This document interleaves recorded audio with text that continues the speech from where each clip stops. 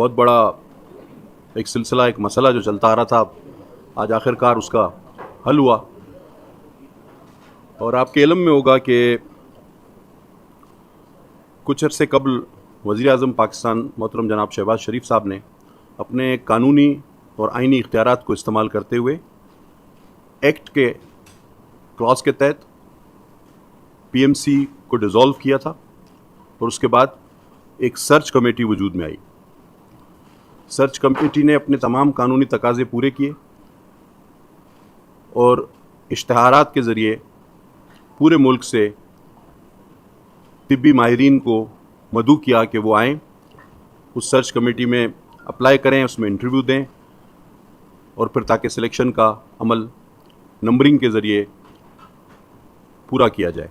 अल्हम्दुलिल्लाह वो इश्तिहारात भी आपने देखे और तकरीबन 100 के करीब इंतहाई काबिल माहिरीन ने उसमें अप्लाई किया और ये अमल भी पूरा हुआ।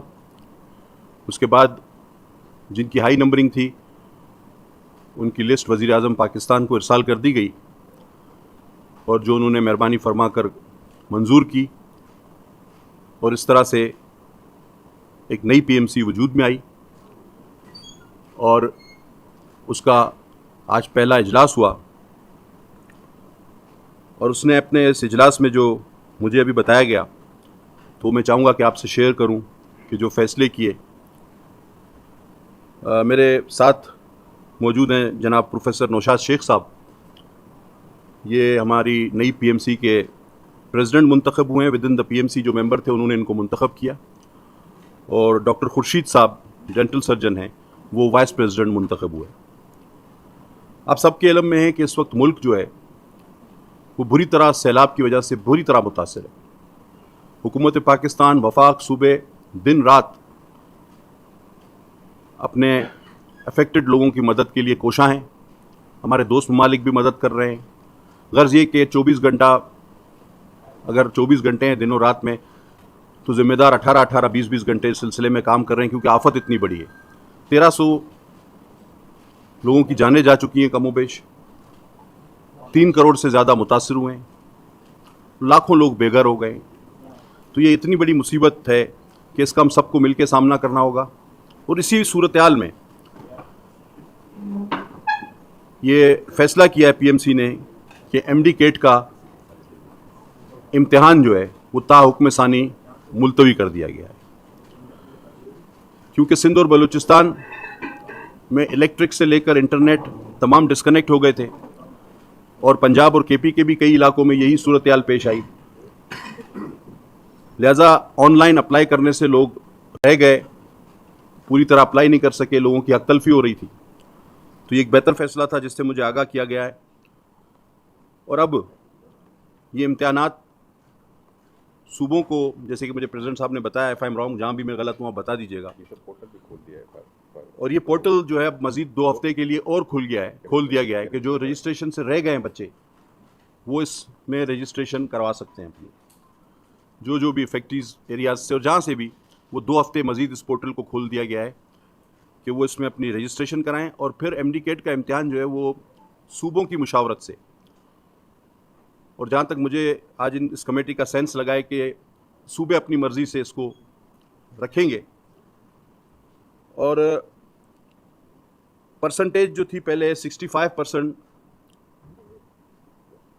मेडिकल सीट्स के लिए और बीडीएस के लिए 55% थी, वही लोग अप्लाई कर सकते थे। तो 65 for medical MBBS and 55 for ये थी।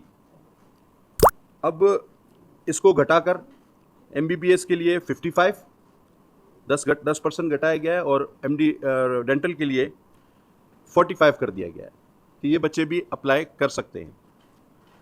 इसके बाद भी अभी सवालात का मौका पूरा दिया जाएगा। इसके बावजूद अगर सीटें खाली रह गई तो इसमें मज़ीद भी रिव्यू की गुंजाइश होगी, क्योंकि पाकिस्तान के 16,000 बच्चे, हमारी गलत पॉलिसियों की, गुज़िश्ता गलत पॉलिसियों की वजह से 16,000 बच्चे मुल्क से बाहर जाकर पढ़ रहे थे, चाइना और किर्गिस्तान, और यहाँ पाकिस्तान में सीटें खाली रह गई। 50 अरब रुपया सालाना आपका मुल्क से बाहर जा रहा था। तो इन तमाम चीज़ों को देखते हुए फैसला किया गया है कि अपने मुल्क में अपने बच्चों को सहूलियात मुयस्सर की जाएंगी। आज की मीटिंग में जिन अफराद ने शिरकत की उनमें mister Javed Amid Khan, barrister Chaudhry Sultan Mansoor, mister Mohammad Shabbir Kasbati, professor doctor Naushad Ahmad Sheikh, professor doctor Naqibullah Achakzai, doctor Mohammad Zubair Khan, doctor Khurshid Ahmad Naseem, lieutenant general Nargis Johar, Nigar Johar जो हैं हमारी रिस्पेक्टेबल लेफ्टिनेंट जनरल जो सर्जन जनरल हैं, उन्होंने शिरकत की, और मिर्ज़ा नसीरुद्दीन महमूद अहमद, ये स्पेशल सेक्रेटरी हमारे थे, ये भी तकरीबन पूरे पाकिस्तान के हर सूबे की नुमाइंदगी हुई इसमें, और ये यूनानिमसली डिसीजन थे। इसके अलावा जो फैसले मुझे आगाह किया शेख साहब ने, वो ये किए गए कि NLE को नज़र सानी के लिए कर दिया गया कि NLE एग्ज़ाम को नज़र सानी की जाएगी इस पर। जो पाकिस्तान एग्जैक्टली हुई जो हमारा था कि जो पाकिस्तानी ग्रेजुएट्स हैं, मेडिकल ग्रेजुएट्स हैं, उनके लिए NLE को भी एक बार फिर देखा जा रहा है कि उसकी ज़रूरत है या नहीं, और मैं नहीं समझता कि उसकी ज़रूरत को बाकी रहती है, लेकिन फिर भी बोर्ड जल्दी आपको आगाह कर देगा। और जबरी तौर पे जो मुलाजमीन निकाले गए थे PMC से, उनको भी बहाल करने का आज फैसला किया गया है। जो एक अजीब वर्ड था कि जी कंपलसरी गोल्डन शेक हैंड, ये कंपलसरी गोल्डन हैंड शेक क्या होता है? ये मकसद कंपलसरी आप पे कि आप गोल्डन हैंड शेक ले लें, इसको भी ख़त्म कर दिया गया और उन मुलाजमीन को भी बहाल करने का फैसला किया गया। तो मैं समझता हूँ कि फॉरेनर्स के लिए NLE मौजूद रहेगी।